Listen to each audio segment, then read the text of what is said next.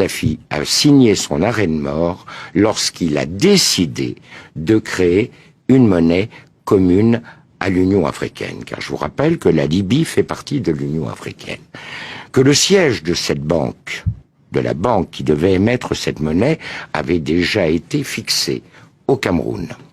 Je vous rappelle que dans le cadre du financement de cette banque, l'État libyen apportait 90% du capital requis. Ce qui permettait ainsi à l'Union africaine de sortir des griffes, ou des pays membres de l'Union africaine, de sortir des griffes des bailleurs de fonds internationaux dont l'aide repose sur le dollar.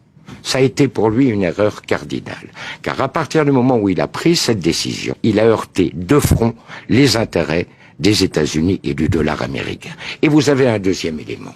Du temps du régime, les compagnies pétrolières étaient strictement encadrées.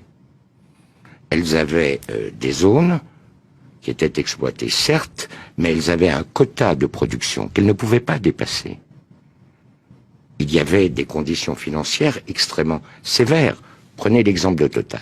Total devait reverser à l'État libyen plus de 85% du résultat de l'exploitation des zones pétrolières. À partir du moment où le régime tombait, eh bien, chaque compagnie a fait ce qu'elle a bien voulu faire.